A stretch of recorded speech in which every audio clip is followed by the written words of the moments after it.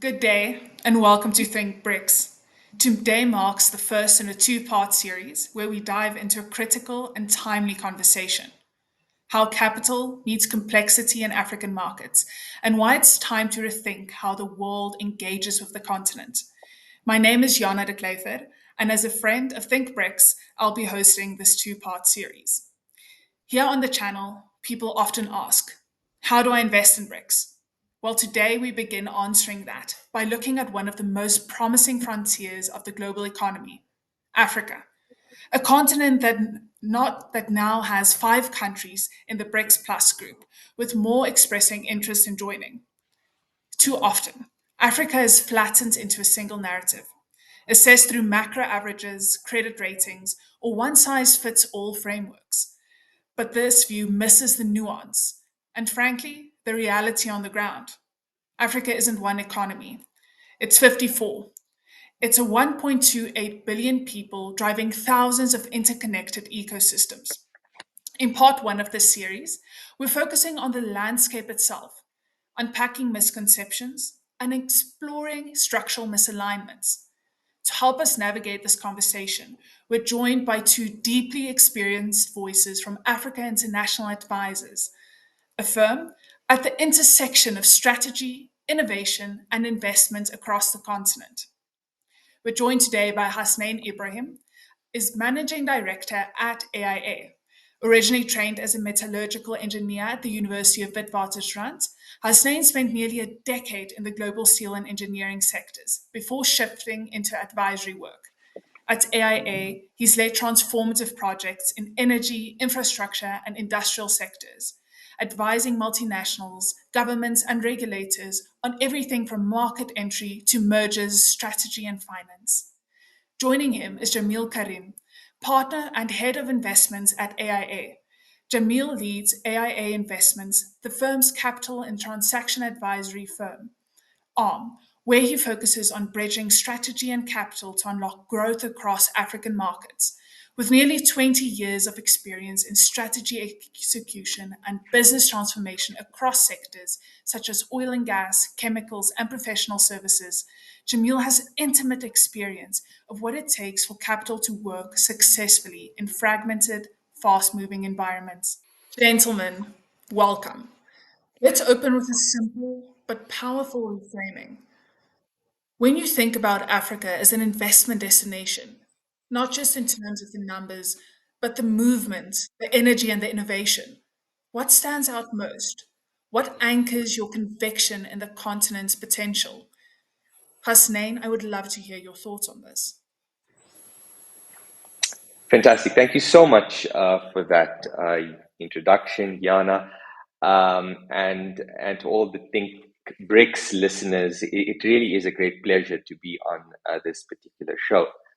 Uh, we're very optimistic about Africa, obviously. I think it is our home market, and it is a market that we are deeply, deeply passionate about.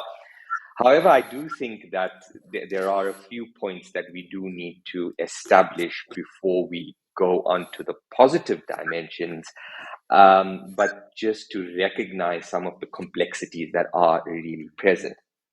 Now, the reality is that capital flows to where the capital flows to the markets of least resistance. Right? So the reality is, as much as we have specific optimism or we believe in uh, specific dynamics in relation to how the African context is, the reality is that we are subservient or we are largely takers within this global environment. And so situating us in that is actually quite critical. The reality is Africa is okay, and I think I'm going to take one step back and echo the point. One of the opening remarks that Jana made was that Africa cannot be treated homogeneously. It is not homogeneous. There are 54 different countries. Each country has its own set of laws. Each law determines, or each set of laws determines how easy or difficult it may be to do business in that context. And therefore, we really have to look at it, at a granular level, before we disaggregate it or aggregate it upwards to a more consolidated level. But let me start with some of the generic points before I move on to perhaps some of the more specific opportunities. And some of the generic points is that there are complexities in relation to doing business in Africa. We don't often provide the most stable and predictable environments for which risk, for which the management of risk becomes critical. You think about the size and scale of Africa and the opportunities for regional integration, but more often than not, we aren't regionally harmonized, right? We have very different laws and regulations, which can make it confusing for investors into the region. And in the face of confusion, what often is the differing point is that there is uncertainty, and in the face of uncertainty, the risk is increased. And at every step of the way, what our objective should be is to de-risk, to make the environment clearer, to reduce some of the uncertainty, to clarify the laws and regulations so that it becomes easier to comprehend and understand the dynamics, so that it becomes easier to invest. Because there is a very compelling investment proposition for Africa, and that compelling investment proposition deals with some of the key, let's call it structural advantages that we may particularly have. Now, what are those structural advantages that we may have? Firstly, we have, of all of the global populations, Africa is the one standout in that we have a very young population that where the demographic dividend really is squarely on our side, meaning there is significant upside potential. Our markets are largely coming off of a low base, which means that, again, there is significant upside potential. So as potential growth markets, there is significant untapped potential within these particular markets, which does and can potentially yield upside potential. However, for us to be able to capture that potential, we need to create the right enabling environment. And that's where the dichotomy has presented itself, that great opportunity, but in an environment that hasn't really been enabled for it. If we can bridge that gap, close the gap between the opportunity and the perceived and real risk of doing business in Africa, what we are likely to find is a market and an environment that is largely untapped, significant upside potential, good structural dynamics, which then can yield and lead to improved investment cases that can ultimately drive towards an improved flow of capital into these particular economies. Thank you so much, Hasnayn. And I think that's also a very sober and realistic analysis of what we have going on at the continent at the moment. Jamiel, I would also like to pose this question to you. What anchors your conviction in the continent's potential? Firstly, good afternoon, Jana, and to all of the Think BRICS listeners. I think, Africa is an incredibly intriguing continent. And as Hasnayn mentioned, I think, perhaps unfairly so in the past, a lot of international investors and international capital allocators have thought of Africa as one large homogenous grouping, thought of it in very monolithic terms. But it's the very vibrancy that exists in the continent. So being 54 different countries, each with its unique underlying economic drivers, unique policy frameworks, and unique consumer behaviors, right? And it's in this very vibrancy that a lot of the energy is created. I mean, if you just start off thinking about South Africa, where we're based, we're a country of over 60 million people with 11 national languages. And if you just take even a modest extrapolation of that across the continent, there's in excess of 2,000 recognized languages across the African continent. Now, we know a lot about behavioral economics, and that what drives our purchasing decisions is not always rational. But if you look at the vibrancy and the opportunity that is created in this very dynamic system that we call Africa, it creates a lot of opportunities, particularly in the last mile, right? So one of the major concerns about Africa is, how, given these sort of dynamic undertones, and given the vibrancy that exists, how possible is it to achieve scale? Because I mean, most organizations are seeking scale, but there's what many fail to understand is that there is a huge amount of opportunity to achieve scale. I mean, Hasnayn spoke to some of the statistics about our demographic dividend, our growing populations. But where the nuance comes in is in that last mile, right? Because it's those very purchasing behaviors that are so nuanced and so different. And organizations that are able to capture that and accommodate for that nuance, it opens a huge range of potential new markets for them. So I think in our diversity and in our uniqueness across the 54 different countries is exactly what creates the energy that Africa offers. Thank you, Jamiel. I think that's also a very good contextualization of where we're currently at and understanding the sheer diversity of the continent. And I'd love to build on some of your thoughts on that. And that's mainly due to why do you think so many global investors still misread the African markets? And what's the real cost of getting the story wrong? I mean, that's quite a profound question. I think unfortunately, the reason many misread the African continent is because we're always drawn to applying established models, right? And we very often look at aspects such as sovereign risk ratings, such as GDP, such as debt profiles of countries, and whilst these are very important metrics, I mean, no doubt they give you a very important perspective, and they set a very good benchmark. They are typically one-dimensional in nature, right? So I mean, a lot of research has been done around the limitations of GDP. And GDP as a singular measure does not differentiate between expenditure on good outcomes versus bad outcomes. So for example, every dollar allocated to cleaning up an oil spill is accounted for in GDP in the same manner as social investment or investments into research or medical sciences or technology. So I think what is required is a far more nuanced and broader set of measures to fully understand how Africa works. A broader set of measures that looks at sometimes unconventional or proxy-based measures. And one good example is the adoption of mobile money. So if you had to look at formal banking penetration on the African continent, it's still relatively low by global standards.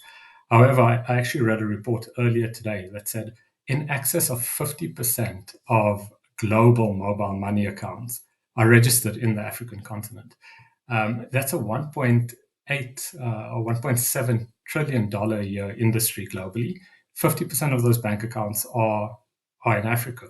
So if one had to look singularly at an established measure like formal banking penetration, you would get a vastly different view on the economic realities around transacting that are taking place on the African continent. Hasnayn, do you have any particular reflections, especially as Jamiel has outlined the potential risks, but what is the actual cost of getting this wrong and why is it so important to understand the nuance? So I think probably one of the biggest issues that is faced with within the African context is one of what we would like to term information asymmetries, right? And it's those information asymmetries that lead to increased perception of risk, right? So the better the information that we have, the clearer the analysis that can be done, and the most the better the decision ultimately that gets made. Now largely if you look at the and I'm using broad-based statements which may not necessarily hold true for every country, right? So there are countries within the African context that has a degree of sophistication in relation to how it it manages and reports on certain things which enhances investor confidence. South Africa being one of them, right? But if you look at some of the potentially less developed African countries, I think there's still a significant information black hole, right? Where if you're an investor sitting in London or Dubai, and you hear about something, I mean, naturally, in the absence of good quality information, you're gonna defer to your perception, and sometimes that perception can be colored by history and so on and so forth, which is not necessarily the case. So the reality is there's often again that disconnect between what is reality versus what is understood, and that is an information asymmetry that has to be closed, right? Because if we don't close that, we have this risk premium that exists. And if you add the risk premium to the currency devaluations that often occurs, the returns that investors have to get when they coming in with hard currency and investing in local currency, and you've got the devaluation element that's there, you've got the risk profile that's there, there's expectation. The reality is that those hurdle rates that need to be overcome, often are very difficult to be overcome. And even when they are, I think these sort of structural dynamics limits the types of returns that are seen elsewhere in the world. Which the truth of the matter is, if you're dealing with pension funds out of, you can't expect those pension funds to take significant risk, right? So there is, the onus lies also on ensuring that the African countries, as ourselves, work to closing those information asymmetries. And I think that's one key component that needs to be understood. The second part, which I think is actually a very important part, is that we're not going to solve Africa's problems because look here, good business or entrepreneurs often respond to a problem that exists, and you come up with a solution that can be monetized, and that monetized solution is how businesses actually find or create value, which is ultimately what gets invested in. And so you need a robust ecosystem that can build and grow economies. Now the reality is that the situation that we find ourselves in within the African context is actually quite distinct to the rest of the world, right? So we don't have a very relatively large population. We're around 1 billion people, but the mass of the continent is massive. And that actually provides a structural disadvantage because you don't have those economies of scale that Asia, Europe, North America would have by virtue of there being significant population density within a small space of a small geography, which means that infrastructure, when you invest in infrastructure, you're getting, the unit economics of it is that much greater. And so again, we've got certain dynamics that can only be resolved through taking a lens that is Africa specific, Africa focused. And so there are clearly mechanisms, ways and means in which we've sought to solve it, building out corridors and investing along those corridors. You enhance your economies of scale, you get better investability out of it, and your investment proposition is enhanced at the end of the day. But it requires an Africa-centric, it requires an internally oriented view. And so what we really need on the one hand is, well, let's close this information asymmetry because there is massive potential, and that potential is not being unlocked by virtue of this information black hole that exists. But also, secondly, we need to strengthen our entrepreneurial ecosystem within the continent, because that also is what drives innovative solutions. And I mean, if to Jamiel's point, what's been done about the mobile money penetration and the tech startups in the continent. I think there's been some really great success stories in relation to that, but it needs to be scalable, it needs to be replicable, and it needs to be done in a way that protects the interest of capital, because as much as we may need the social investment, at the end of the day, we also need to ensure that the investment propositions that we put up are actually comparable or can be measured against international or global norms and global standards. Thank you, Hasnayn. I think you touched on some very, very pertinent topics, and I want to tease out a bit more regarding some of the structural challenges and what we've been seeing actually works. So, in this context, what do you think is missing in the way traditional capital structures are designed? And where have you seen new approaches actually unlock deals? So again, I think that's a really, really good question. I think so. Firstly, one of the projects we recently worked on was there's different classes of capital, right? So oftentimes, African countries in particular, if you need to, there is a strong correlation between GDP growth rate and gross fixed capital formation, right? And gross fixed capital formation is really the capital that is expended, ultimately in infrastructure, right? Or infrastructure broadly thematically. So so oftentimes you've got the private capital and you've got public capital. Public capital works in a particular way. It's public finance, and you've got a public finance management sort of system that needs to is often driven by the fiscus and what the fiscus can actually afford, right? And oftentimes you aggregate different classes and categories of infrastructure into one, and by virtue of you doing that, you have one big bucket that ultimately exists. On the other hand, you've got private capital, and private capital, there's different forms of capital that exist. You've got you've got your your pension funds that may fund in a particular way. You've got private equity. You've got your commercial, debt structures. You've got your mezzanine sort of structure. So there's different categories of funding, and those classes of capital have different requirements. Pension funds may require very stable return, which would actually be great for infrastructure development. But if you're unable to match a particular infrastructure class, water, electricity generation, roads, these are all different categories. Telecommunications, these are all different categories. If you bucket it all in one, it becomes very difficult for your capital providers to match capital needs to their particular mandate, right? Because investors have mandates, and they need to fulfill those mandate requirements.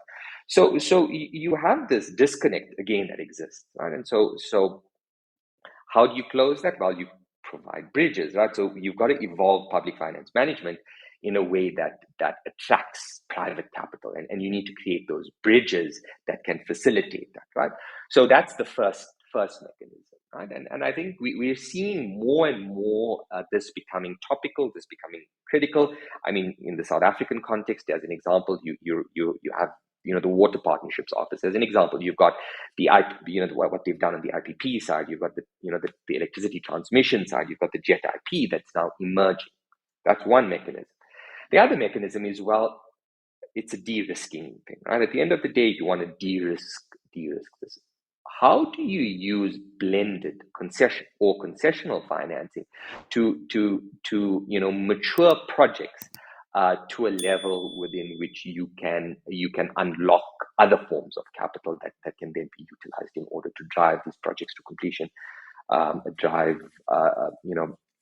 that actually unlocks investment in this, right? And so taking a blended finance approach, leveraging concessional financing, grants where they are available, DFIs where they are there. I mean, that becomes a central mechanism for which you can lower your cost of capital and de-risk such that you get to the position where you're unlocking some of the private capital, because the public finance is insufficient to meet the developmental needs of these particular economies, and therefore we have to unlock private capital. And I think the final way is also looking at how we can create PPPs, public-private partnership sort of structures, whereby you again de-risking some of the execution risk when you're looking at public expenditure in particular, by bringing in expertise that may be there from a private side to ensure that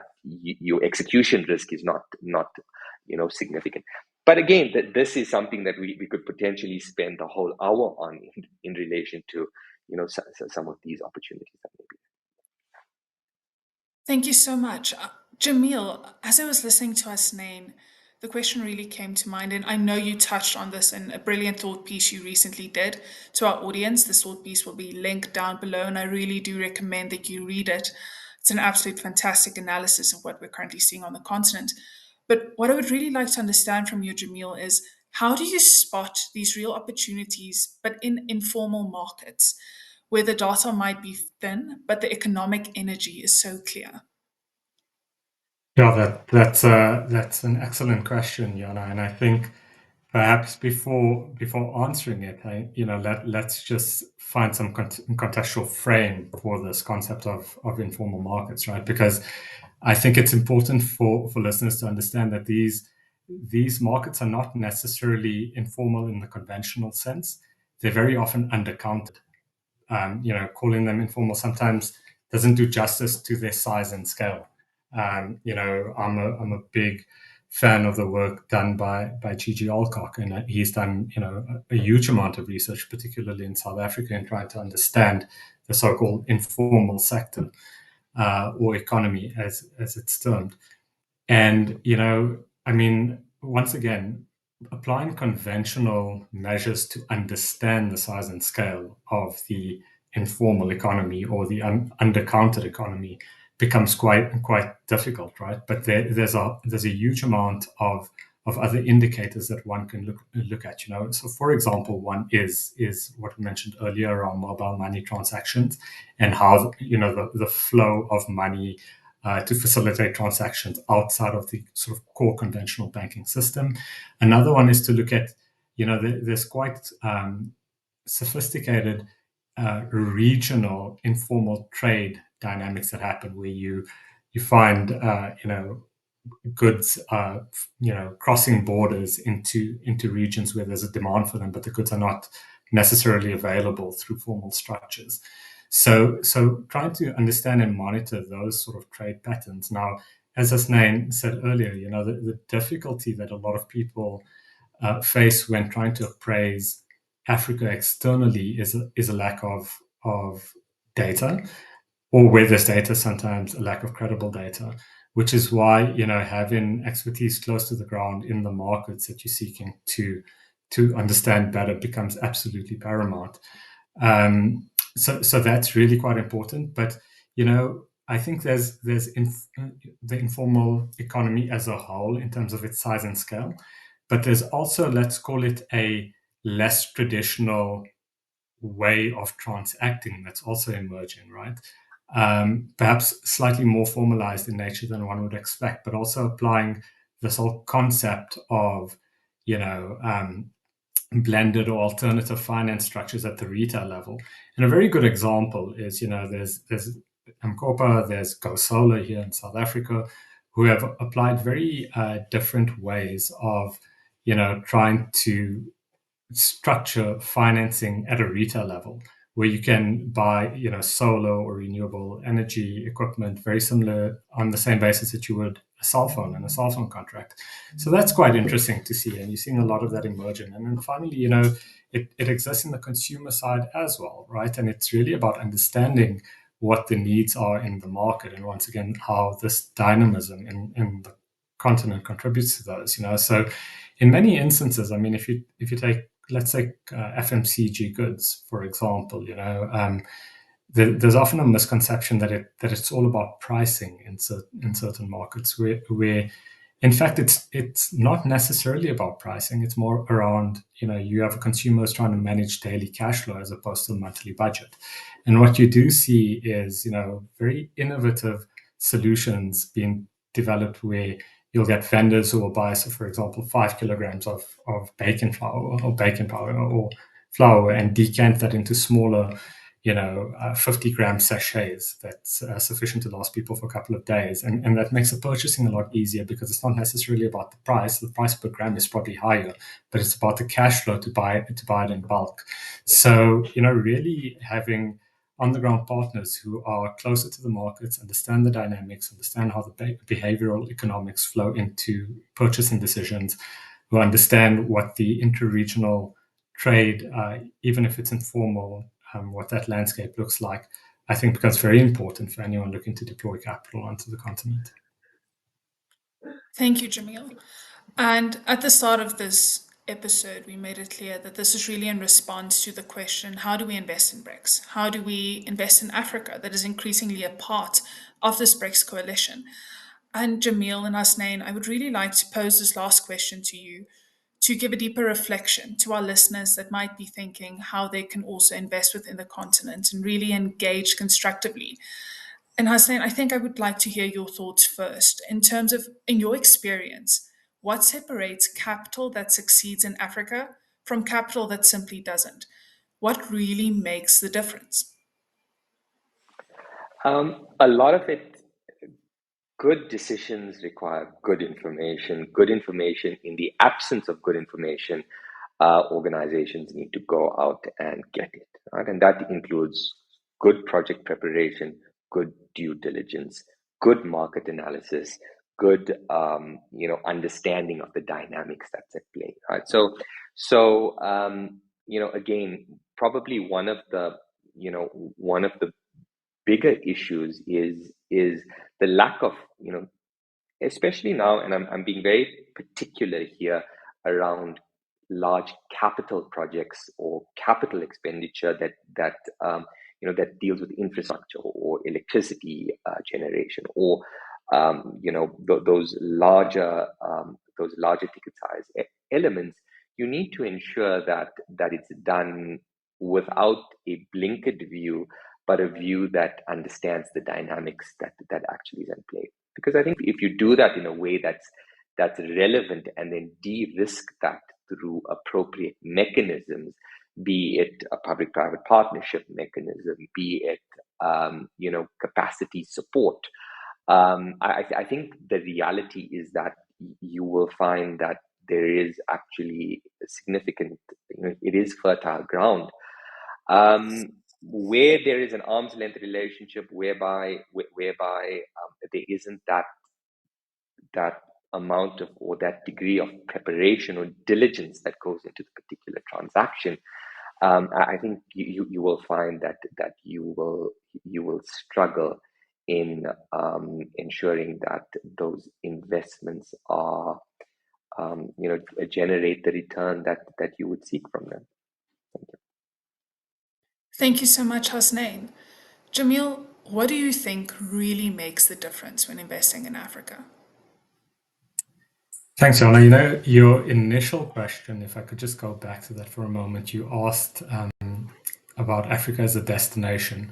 And I think, I really reflected on that through this discussion. And I'd just like to challenge that, and given my answer is that, when I think of a destination, generally it's somewhere where you arrive. But, one of my favorite descriptions of Africa is that it's a market in motion, right? It's constantly moving. And I think, what's really required to invest successfully in Africa and deploy capital effectively and successfully is broadening the purview, broadening the mindset, being a lot more dynamic in terms of appraising opportunities, but also in terms of the way that capital is structured, making sure that you are not analyzing the risk nor the opportunity of the continent just through a spreadsheet, right? Engage with local partners, think about the unique policy frameworks, seek advice from those in the market who do have those expertise. I think what Africa really needs is not necessarily just capital that flows into it, but capital that flows with it, right? So I think it's a bit of a different paradigm. This is, I think Africa sits at a very, very interesting precipice, right? It could become quite transformational in the coming decades in the context of the geopolitical environment. So I think it requires a different mindset when looking at investment into Africa. And I think from Africa, it requires a different level of diligence, to demonstrate to the world that there is a lot happening here. There's a lot that is credible. Closing those information gaps to the extent that we can, highlighting what the opportunities are, and partnering with capital to try and find sustainable solutions into the future. If I may just come in there, Jana, I do know we are running, we are tending towards closure of this. Uh, but there is a point that Jamiel made that I do just want to touch on, and that is for far too long has private capital and the public domain, the public sector governments, specifically within the African context, been somewhat at loggerheads, right? There has been this natural, I wouldn't say skepticism, but probably skepticism is the word, whereby you're cautious about the other person. What is their intention, right? Because for far too long has capital flown into the continent really just for extractive purposes, right? To extract value, send it back off to wherever it originally came from, and at the end of the day, the continent is left not having really benefited in relation to that. I, I think to Jamiel's capital flowing with the continent remark, I think that paradigm really has to change. In that there is a power, there is an energy to the continent that if that collaboration that occurs, private capital, public, the public dynamic, if that harmonizes in a way that and leveraging the opportunity for broader harmonization within the continent, specifically when you think about regional integration, the African Continental Free Trade Agreement, the bodies such as SADC and so on and so forth. This becomes really powerful mechanisms to drive meaningful and structural change and structural reform. And so on the one hand, we need to make it less cumbersome. We need to be welcoming to capital because we really do need that capital to unlock growth. But at the same time, it cannot just be the colonial mindset of come in to extract and leave once that's being done. There has to be this greater collaboration that occurs, and I think that really is at the heart of what needs to happen in order for there to be prosperity and value creation and really create a better future for all at the end of the day. Thank you. Thank you so much, Hasnayn. And thank you, Jamiel. I think I, for one, am leaving this conversation exceptionally inspired. It has been so informative in getting your perspectives as on the ground experts that have been doing this for decades to really see what the African investment landscape is currently looking like. So, to our listeners out there, our next episode coming out on the topic will be focusing on strategies for success in the future of African investment. So while we had an opportunity to understand the background, the next session will really be diving into how we can make this work and what are some future ready strategies to employ. To our guest, Hasnayn and Jamiel, thank you so much for joining us. And to our listeners, thank you once again. Have a lovely day.